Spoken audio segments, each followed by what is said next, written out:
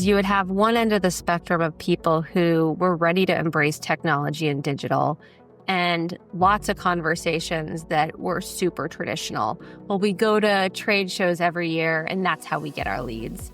Or things like we had somebody say to us, well, I'm interested in doing an email campaign, starting email marketing. We said, that's great. You should do this cadence and get things right. He goes, oh, no. I mean like twice a year.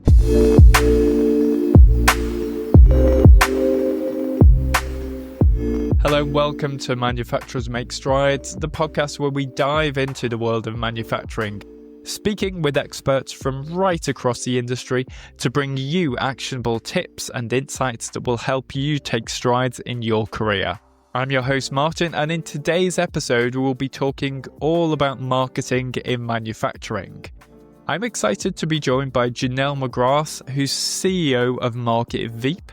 They're a marketing agency dedicated to helping businesses refine their strategies and achieve measurable results. And with a unique focus on marketing made human, Janelle has worked across a variety of industries, including manufacturing, to bridge the gap between sales and marketing, creating meaningful connections and driving growth. So I'm really excited to get into lots of detail and strategies about marketing. Let's get right into that now. Hey Janelle, nice to see you today. How's everything going where you are? Good. Thank you so much. Maybe just start with a little bit of your background then. What drew you to marketing? And then how did you start working with manufacturing businesses? Yeah. So I first started in marketing. So I started my first business in college around the age of 18. And I had that business for about 14 or so years. And I came to an epiphany that I was really unhappy. I was doing all the stuff and loved the marketing part and the business part, but I was sure that it was because I had employees that was what was causing me the stress. So I vowed and said, that is it. I want to, just be a consultant and just help businesses because that was really the part of the business that I loved. And so I transitioned, and within a year, I had a full consulting business and, a business coach. And he said, you're back to the same spot again where you're working nights and you're working weekends. And, is this really what you want to do? And so I realized as time went on that it wasn't hiring and having employees. It was really making sure that you have the right culture fit and the right philosophy behind your organization. And so we joke about it now because we have lots of team members all over the world. And it sounds silly that, that was what I thought at that time. But with every phase of the journey, I think you learn something and grow and improve and shift focus. And from there, we really started working with a lot of manufacturers. I just have such a soft spot for them. I think their work ethic, their value system, which is really family oriented. We love working with family businesses that, we're a family business as well. So we get it. Lots of interesting dynamic. And it's been a really great journey. Manufacturing businesses then are, if we just kind of get into more of the detail then of the challenges and what happens with manufacturing businesses and marketing, it's kind of an interesting situation, isn't it? Because, manufacturing businesses, they're creating very interesting products, very interesting things sometimes, but they've maybe got more of a, maybe a slightly more traditional image, I suppose, and maybe you're a little bit more reluctant than some other type of businesses for maybe keeping up with the modern marketing techniques. So, there's an interesting set of challenges there. How do you see that, and what about that do you find kind of interesting? Yeah, 100% agree. I think it is an interesting dynamic. When we were at IMTS exhibiting, it was one of the biggest parts of the conversations that we would have. It was really an interesting mix because you would have one end of the spectrum of people who were ready to embrace technology and digital, and lots of conversations that were super traditional. Well, we go to trade shows every year, and that's how we get our leads. And Or things like we had somebody say to us, well, I'm interested in doing an email campaign, starting email marketing. We said, that's great. You should do this cadence and get things right. He goes, oh, no. I mean like twice a year. And so recognizing that there is like a gap in the market, in like this learning of what it is shifting to, especially with all of the AI components. And so I think it's one of the biggest challenges. And I think there was a massive shift with COVID when a lot of these manufacturers could no longer rely on trade shows and in-person events, tabletop events, that they were kind of forced to have to open up their opinion and try some different things. And so there's been definitely more of a wave into acceptance and testing and trying, more open-mindedness, I would say. So you mentioned a couple of things there, but you mentioned digital AI you touched on, and I think you were saying that the more traditional route in the past has been trade shows. Could you maybe just dive into a little bit more detail on how you've seen it evolve? Maybe what you think are the current trends that companies should be looking at, and is there a right kind of trend or tool for a specific type of companies, or do you think it's more general? It's a one size fits all for everyone. We are a HubSpot agency, so everybody that we work with uses HubSpot, which is a marketing and sales and service platform that integrates with lots of other softwares. The premise is that everything becomes holistic, so we can really see granularly by channel what is actually driving revenue, and by which channels are the fastest or the slowest, and kind of, use that data to influence future decisions. And so we have clients who use things like, in addition, like Zoom Info or Salesforce, or can integrate their ERPs. But the main thing for the tool side is that everything should be integrated and non-siloed. In terms of things that we see for trends and patterns now, I think similarly to 5 years ago, where we would talk about digital with a manufacturer and they'd be like, I don't know, we do trade shows. I feel like they've now accepted, a lot of them, that part of it.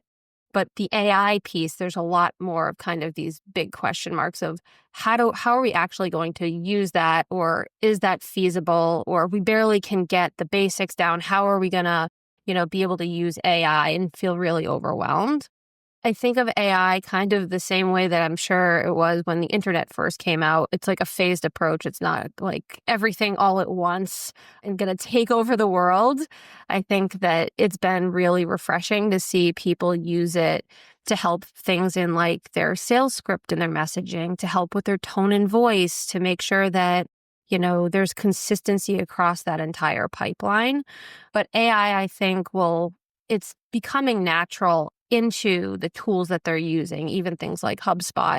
So whether they are actively going out and using a specific tool like ChatGPT to generate their content versus using a tool where it's natively already in it, they're going to end up having, it's happening one way or another in that process. But I think traditionally what we've seen is people just going to the trade show and then having their salesperson cold call down the list, send a couple emails. And now we've really seen this merging of a holistic approach of, we're going to go into the database and warm up that database with touch points and try to get them to book on my calendar link for while I'm at the trade show. We're going to have nurture campaigns after the trade show. We're going to push them into our webinars or demos or booking on-site appointments using email and multi-pronged approach on LinkedIn and ads, as opposed to strictly just calling directly. I see. Yeah. Okay. So it's an all-round approach, and it's kind of making more value of those, of those contacts, of those people. But that sounds really good. That sounds really good. You touched on it slightly there, but I'd like to dive deeper a little bit into this. Yeah. What role do you think social media plays, and how do you think businesses should be making the most of social channels? Yeah, we just did a seminar at FabTech on this exact topic, which was interesting to see the room, right? Like you ask for hand raising of who uses social, who's a salesperson, who's a marketer. And it really was interesting, the mix of the breadth of how often they are using it, even as a salesperson. But I think it's an untapped channel. There are things like, streaming events, but their salespeople are still kind of stuck doing these basic traditional things of just doing a connection. They're not leaning into using video messaging in their outreach. They're not using remarketing for their ads. And so again, it shouldn't be omni-channel, it should be omni-channel. It shouldn't be siloed. And so social media, I think, has had kind of a rebooming. I feel like a lot of them have naturally used LinkedIn depending on who their target audience is. But we're seeing patterns even in things like Facebook, which historically in the manufacturing space, people be like, you couldn't pay me to be on there. They don't generate leads. And that's not, we have a client who is a manufacturer of like heavy equipment and is crushing it. Hundreds and hundreds of leads every month from Facebook that are way cheaper than they would be on LinkedIn. And so really having that open mind that your buyer persona is changing, and it's not just these trends in the market, that where they're shopping, where they're looking, how those platforms are also influencing some of those buying decisions. Okay, well, that's interesting. So I have a couple of follow-up questions on that. You mentioned one of your clients in the kind of heavy equipment is crushing it on Facebook. Would you mind just kind of giving us a little bit more detail? Like what type of thing is he posting on there? How's he having success with that? Yeah, so we run ads on Facebook so we can be hyper focused on the targeting between their existing clients and then expanding that sphere because of the audiences that they're trying to target. In addition, we're able to drive things to like catalog downloads, where they're really trying to get much more volume. And then those are going into the system and then being nurtured. So not just nurtured by a sales team, but through automation, email campaigns, other supporting collateral to help warm them up even further. I see. Yeah. So again, it's just extending that reach into more kind of touch points for getting that information out there. The more the merrier. So what type? So I've seen, in my kind of scrolling through LinkedIn for manufacturing businesses, I've seen like the whole kind of range of types of posts out there, from the more traditional that you might have expected, like new product launch post or ad telling you about some new features in a new product that's out there, to others about maybe a team going out and celebrating together, down to the other end of like kind of very more personal, like a glimpse into the life of someone on the team type of posts. Would as someone who's in a manufacturer maybe getting started out, should they be doing all of this? Yes. Start on one of those? Okay, so dig into that a little bit. Why should all of that be being done? What's the idea behind all of that approach? So our philosophy is marketing made human, and so on that premise of people buy from people, they don't buy from, a social post. And so the more approachable and more connection that we can create through that social content, the better. I think there has definitely been more of a swing even in the last year where we're seeing content. We still need the content, right, that has like the demos of the equipment and the how-tos and that type of thing. But real user generated content where they're going out and buying content from people who are posting on behalf of their company just inadvertently, and then really leaning into those types of content. So I think that there's this misconception that to generate social and generate content, it takes a massive amount of time, and how are we going to be able to get all of these different types? But there's lots of ways to gather it and then repurpose it. But I think a mix of the human pieces, so real photos, not overly edited. I think keeping the polish on things like, webinars, live streams, things like that. But when it's a real, if they're in the shop, those photos, we had a whole campaign on handmade and craftsmanship for another company. And, everybody's dirty and, they're really close up of the actual craft that they are doing. And those did much better than the really polished photography that they were originally using because they can relate to those images. Yeah. Yeah, I guess from the outside kind of looking in, it gives you more a feel of, who you're dealing with, who you're going to be, who you're going to be working with, Yes. it makes you feel like, you know them a little bit more, it's not as kind of staged. Yeah. It's not such a cold interaction in the first meeting, right? You've touched on this as well, but let's see. Yeah. So I've got a guess of what you might say here, but let's ask the question and see. So what's one tool or resource that you rely on regularly that you would say that's made a big difference in your work? Yeah. So HubSpot definitely is by far, we won't actually work with anyone who does not use HubSpot. About 10 years ago at this point, we had half of our clients not using it and half using it. And the people who used it had such exponential growth because we didn't have to log in. Because without a tool like HubSpot or a marketing platform like Marketo or Pardot or any of these other large ones, you have to log into, 10, 15 systems to try to connect the dots and say, where did this lead come from? Is it a good lead? How much revenue? And we don't have to do any of that. So we can make faster, smarter decisions. Okay. And Yeah. and you think that translates into much better results for the Yeah. much better ROI for your marketing dollar, basically. 100%. And there's proof, right? So it's not any more of this guessing. It is exact. They're using the sales side of the tool and keeping up with those, like adding in that information for their revenue. We can actually see this campaign generated X amount versus this campaign. And let's do more of this and less of that. So it really takes the mystery out of it. And I think it makes a better relationship, because I think a lot of times historically marketing has been kind of this mysterious, well, like, does it really work? Or like, how much revenue came from that particular ad? That doesn't happen anymore. Okay, got you. Okay, and again, just kind of digging into that Yeah. for people who maybe don't know so much about that. Is that a platform, or an app that kind of any level of company can start with, from small businesses to medium, Yep. and upwards? They have lots of different tiers. There's a free version, then there's a starter version. Most of the clients we work are on the pro version, and the pro version is where you start to get into like the automation, so nurture campaigns and things like that.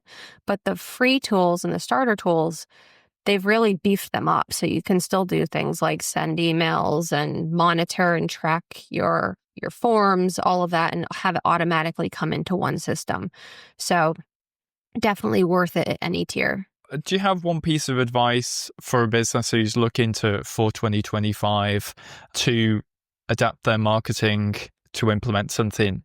The biggest advice I could say for 2025 is go in with a plan. I think one of the biggest mistakes we see is people come in and they say, I want to try this one, I want to try email or I want to try ads. And I think marketing is not something that is siloed. It is never successful if it is only in one channel. And so having like the sales and marketing really aligned and having those regular meetings so that as you go through that annual plan, that the plan is cohesive to the entire organization. A lot of times we'll see at this time of year, the marketers come up with one thing and then sales comes up with sales goals. And then like everybody's surprised at the end of Q1. And so having really a plan together that everybody's in agreement on both the sales and marketing side, and then reverse engineer those numbers. So having tangible marketing channels that align to what those revenue goals are. Yeah. Okay. Yeah, I see. Yeah. So that needs to be driven kind of from the top centrally Yes. and kind of and pushed down. Yeah. Yeah. Yeah. Leadership should definitely, I think sometimes leadership will start out being involved and then really hand off, especially in the larger organizations that we work with. But there's always a touch point back in at least quarterly of, are we all still on the same page? Have any of these things changed in terms of your direction, your goals? And do those shifts needs to happen in terms of the activities that roll up to them? But the most successful companies that we've seen are the ones where sales and marketing have regular cadenced meetings together, where they really have transparency and open, honest conversations of like, hey, this lead was great, or hey, this lead, I don't know where they came from, but like, let's never get another one of those again. Like, that was not who we want to work with. And so honesty, I think, helps transition a lot of where and what and the capabilities of a marketing team.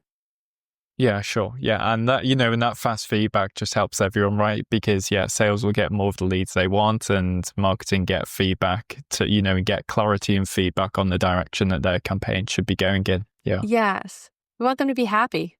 We want everybody to be happy. Absolutely. Yeah, absolutely. So if you're enjoying this episode, please give us a follow on Apple Podcasts or Spotify. That would help us to keep bringing authentic manufacturing conversations with the people who are shaping our industry. Thank you. From the businesses you've worked with and you've seen, do you have any thoughts on how those companies can make better use of the resources that they've got to improve their marketing, get better growth? That could be tools that they have, or the people on their teams. Maybe that mix of people who are in sales and and marketing. Yeah, I think that in marketing and in sales, I think the education piece, like that we just talked about, I think is really important. And I think a lot of times we'll see people say when they start out the year, this is the persona, and that's what we're staying with, as opposed to like really listening to what the market is and who their best fit persona. And so I think they sometimes don't want to change who that is, even though it's naturally happening. It would make life easier if everybody got an agreement of like, hey, this person closes 10 times faster than this other one that takes 6 months to close and has, lots of other touch points and whatnot. So let's dig into that a little bit more, because that was kind of interesting. So what you're saying there is, maybe traditionally marketing would maybe come up with like an ideal customer persona, create the campaigns based around that persona, and really want to, once they've got that, come up with the plan and just run with the marketing plan from there.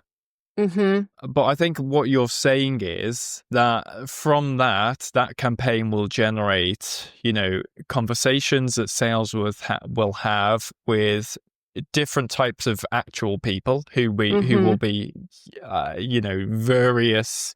They're not going to be exactly to the persona. They're going to be different types, of people here and there. I think what you're saying is there should be feedback going from sales from, well, we've met this type of person who's, a little bit different from the ideal customer persona in this and this aspect. You're saying that should be going back into that generation of the customer profile to kind of complete the loop and keep iterating things. Yes. Is that what you're basically 100%. saying? Okay. So those little nuances, even if it comes back with, hey, this is our target persona, but if we look at all the conversations that have been generated from that campaign and say, hey, it seems like there's a trend and pattern between companies within this persona of this certain size or this certain job title within here that seems to move the needle faster, those campaigns can be reiterated to message direct to those pain points within that hyper-focused segment. Because I think a lot of times they just treat it as one general persona, and there's little nuances that can really move the needle a lot faster. But marketing needs that information from sales. And so just, again, having really transparent conversations. There's also really interesting things to do in the sales pipeline that can be automatically measured. So in HubSpot, we'll build the pipelines and then can tag them based on those personas. So we can see the close rate for each one, how fast, if they get stuck at a certain stage, so that from the marketing side, we can say, here's support and activity that we could do through automation to help that move the needle faster. But the more transparency across both sides it's a shared responsibility.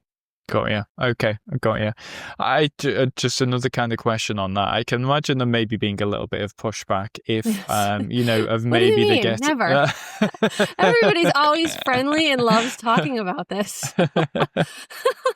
um, you know, if because I guess it's not totally clear to me, and I could imagine it could be confusing to some people. Maybe like how granular do you go with those? With those kind of because profile or is that something that's changing at the moment? Are those profiles and personas becoming more? Are they becoming more of them and more granular? I guess the point traditionally of the customer profile was based more around like kind of mass marketing campaigns, that one campaign would go out to everyone. So is that not the case now?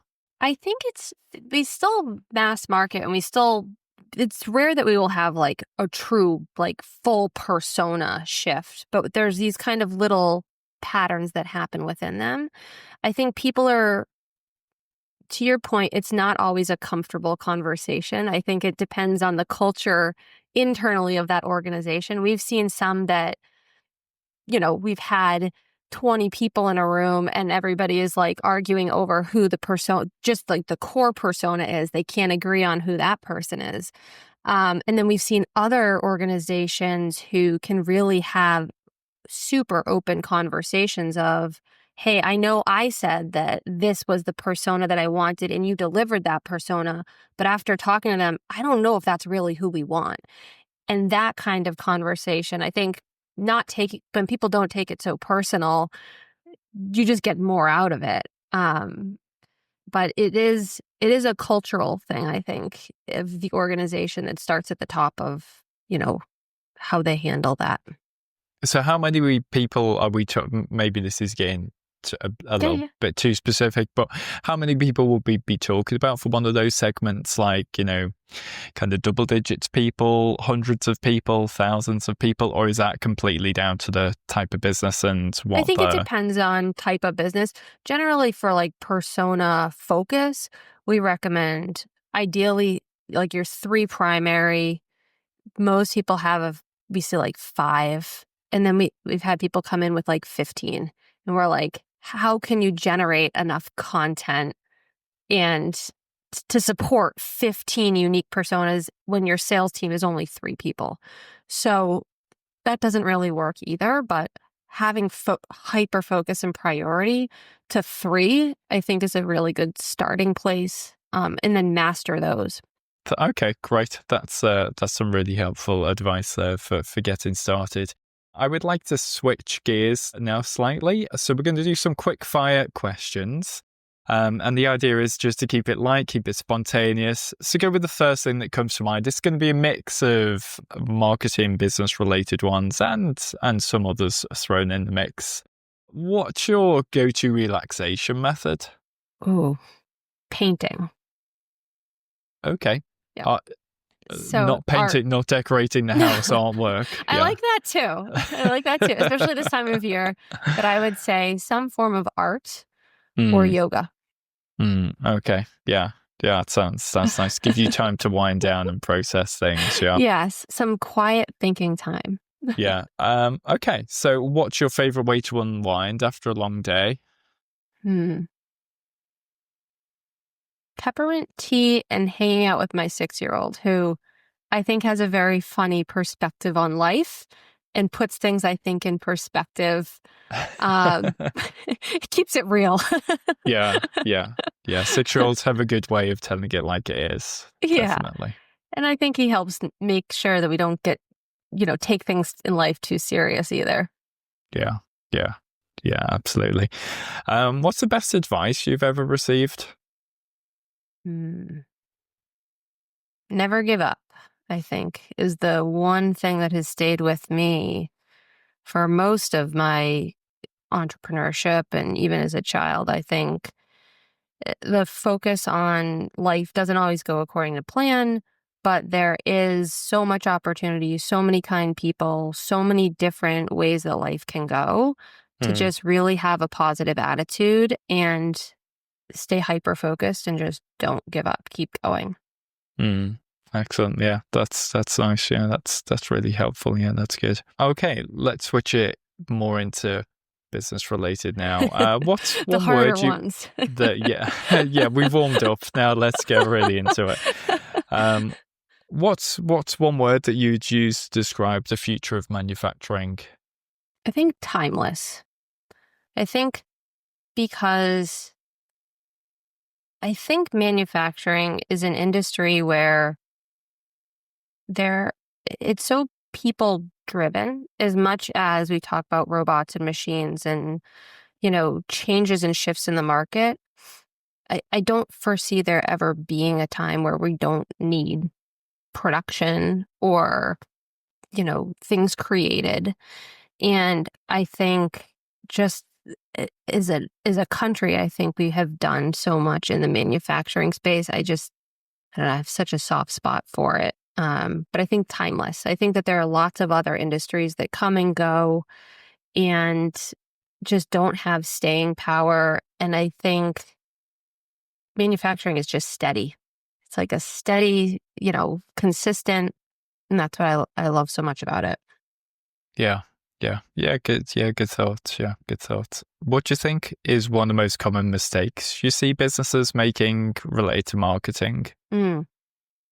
I think shiny object syndrome. So Okay.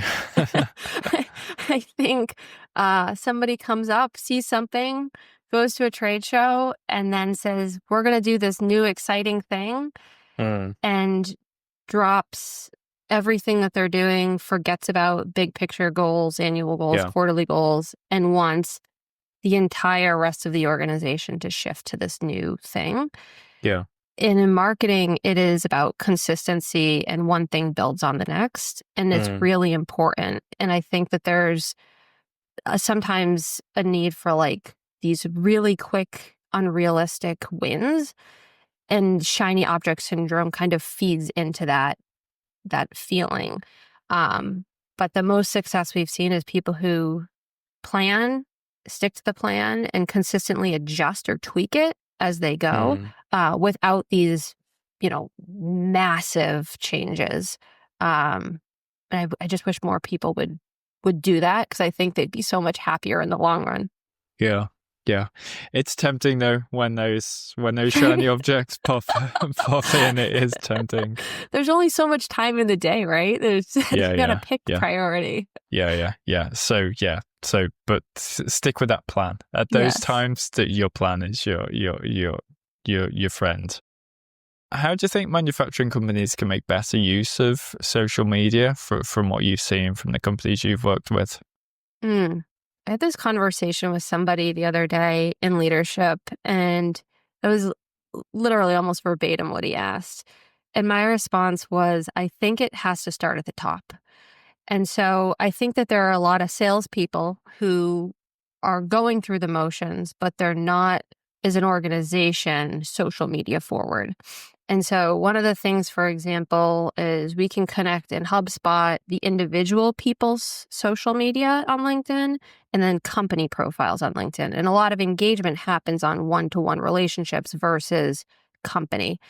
And so really having lots of conversations about that and having leadership in the organization support the sales team through that channel. Because I think that they might not have enough learnings or have been exposed to all of the different tools, and it is vast and deep. And it makes their job easier, I think is the other part, right? Like they're all working towards the same goal, but they're not doing it in a way where they can help each other. Okay, so those leaders need to get out their social media accounts basically and get started and leading the way with that. Yeah. It makes sense. No one wants to have a conversation with a kind of faceless company, account, because it's not you're not talking to a person, or it's not visible that you're talking to a person. Yes, I think I've seen some really great examples of like the leaders having like mini clips. I've seen them doing more podcasting and showing that they're like a real human and what their leadership style is. And I think that attracts a huge amount of business because it makes it much more approachable. And the same thing on the sales individual side, having them be more involved in pushing that messaging throughout their individual. Yeah. Okay. I like it. Yeah. Sounds good. If you could solve one challenge in manufacturing, what would it be? I think what we talked about earlier, this illusion that trade shows are the only way to generate leads. I think if that thought could go away, I think it would be a much more robust ecosystem for lead volume, for even upsells, cross sells of their existing database. I think that would be the one thing to solve. Along with that, like the technology piece, I think ties in. I think the people should be using technology. They shouldn't be using Excel spreadsheets to live and breathe out of. We've had people that, each salesperson has their own individual Excel sheet that is saved on their personal computer that's not even a company computer, and they leave and they take the entire database with them. So not great. Yeah. Yeah. Well, and what you were saying before was really interesting that, if people are seeing trade shows, as they go to, just this additional tools can just be helping, your experience at trade shows. Maybe it's Yes. not like up to chance that you bump into someone whilst you're there. Right. If you've done some pre-work on it, set up some meetings, and it's just making it a more rounded experience, I suppose. Exactly. If you could instantly master any skill, what would it be? Ooh, how to read faster. How to read faster. I read about 2 books a week, and I would love to read more than that, but without giving up my job and spending no time with my child.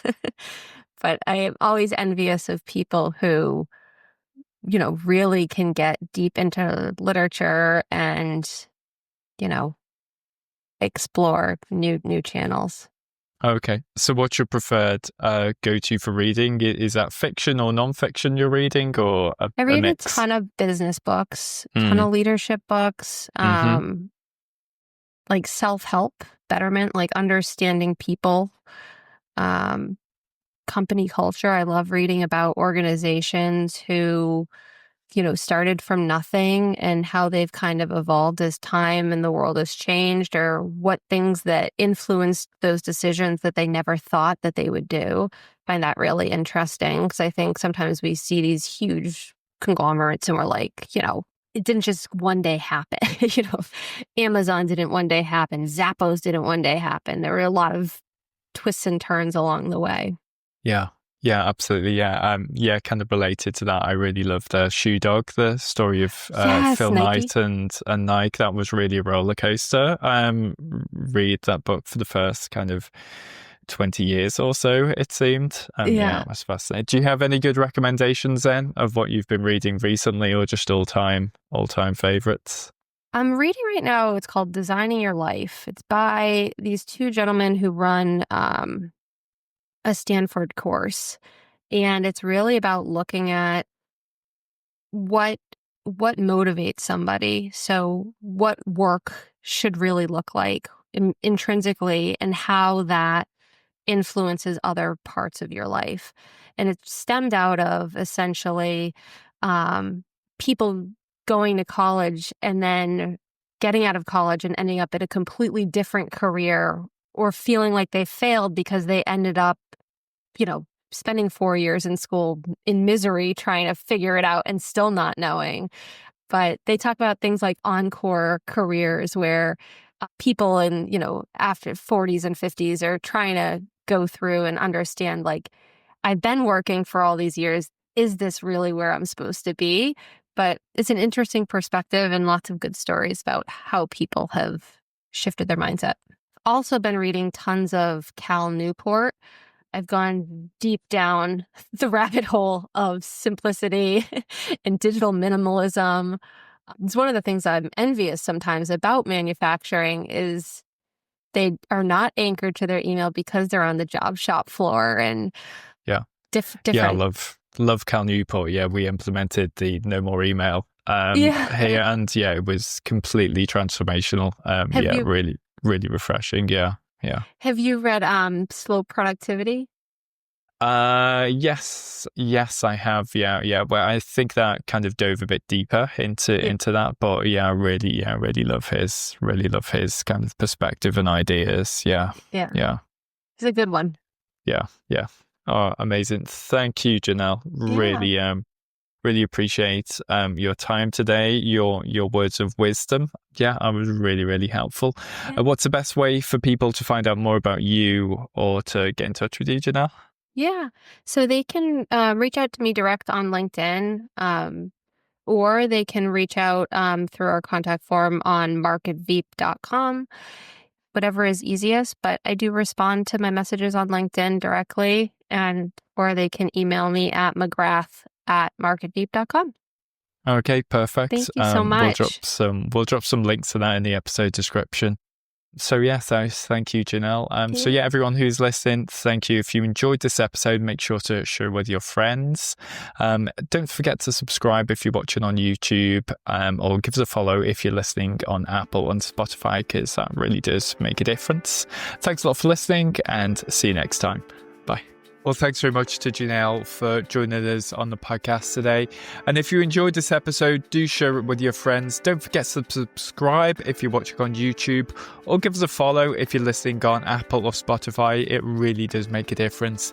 Thank you for listening, and I'll see you in that next episode. Take care.